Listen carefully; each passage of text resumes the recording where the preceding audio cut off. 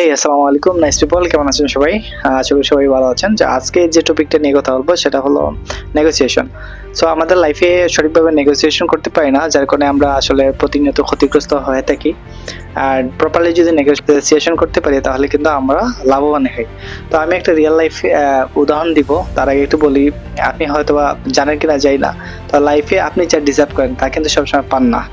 আপনি যা নেগোসিয়েশন করেন সেটাই আপনার লাইফে আসে বা আপনি একটা ডিলের মধ্যে পৌঁছাতে পারেন। সো ধরেন আমি যদি উদাহরণ দিই, ধরেন আপনি নিউ মার্কেটে গেছেন বা কারণ বাজারে গেছেন, সেখান থেকে একই জিনিস কেউ কিনতেছে আপনার 200 টাকা দিয়ে, আবার কেউ কিনতেছে 400 টাকা। তাহলে ডিফারেন্ট বা পার্থক্যটা কোথায়? সেটা যদি এক কথা বলি, তাহলে যে ব্যক্তিটা আপনার নেগোসিয়েশন করছে সে কিন্তু জিনিসটা উইনার হয়েছে। তার মানে সে নেগোসিয়েশন করে সে তার কাঙ্ক্ষিত লক্ষ্য আছে ওইটা পৌঁছাতে পারছে, বাট অন্য কেউ এটা পারে নাই। তো এখানে নেগোসিয়েশনে সেটা হেরে গেল। বা আমাদের কমিউনিকেশন স্কিল যেটা, ধরেন আপনি বাসা থেকে বের হলেন, বাসা থেকে বের হয়ে এটা রিক্সায় উঠবেন। তো রিক্সায় ওঠার পর দেখলেন যে রিক্সাওয়ালাকে মামাকে ডাকলেন যে মামা আমি অমুক জায়গায় যেতে চাই। সে বললো যে হ্যাঁ মামা 120 টাকা ভাড়া। তা আপনি কিছু না বললে বললেন আচ্ছা ঠিক আছে, মানে চলে যেতে দিলেন। দেন এখানে কি হইলো যে আপনি মামার সাথে যে নেগোসিয়েশন না করলেন, সেক্ষেত্রে হলো আপনার টাইমের যে একটা ভ্যালু আছে ওইটা কমে গেল। এবং রিক্সাওয়ালা মামা হয়তো বা সে 60 টাকা বা 120 টাকার জায়গায় 80 টাকায় যেতে রাজি ছিল, অথবা 90 টাকা যেতে রাজি ছিল। আপনি এখানে হয়তোবা 90 টাকা দিতে কি ছিলেন, এগ্রি ছিলেন। কিন্তু ওই নেগোসিয়েশন না করার কারণে দুজনের ক্ষতিটা হইলো বা লসটা হইলো। সেখান থেকে আপনার টাইমের একটা অপচয় হইলো। আর একটা হলো যে রিক্সাওয়ালা সে উইদাউট টিপ ছাড়া চলে গেল।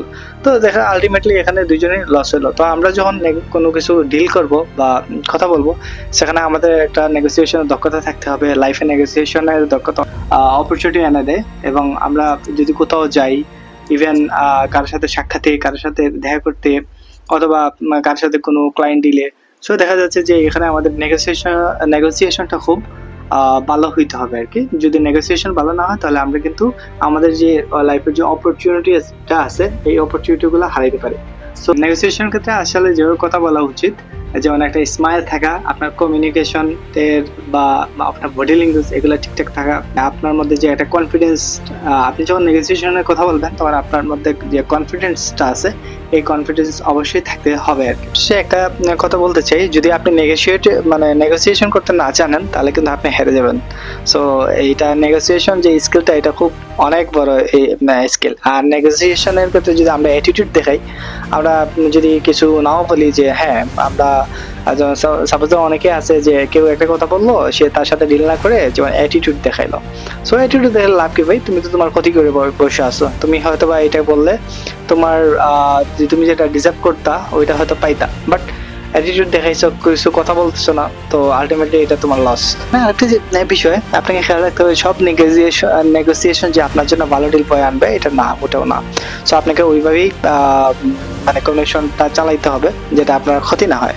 আরব খান বলছেন যে তিনি বলছেন যে এভরিথিং ইজ নেগোসিয়েশন। সো লাইফের প্রায় সবকিছুই আপনার নেগোসিয়েশন করে চলতে হয় আর কি, বা পরিবর্তন করা যায়। এটা একটা বিষয়। তো আপনার লাইফে আসলে এমন কি কিছু আছে যেটা আপনি নেগোসিয়েশন না করে হারাইছেন বা অপরচুনিটি নষ্ট করছেন? যদি এরকম কিছু থাকে অবশ্যই কমেন্ট করেন।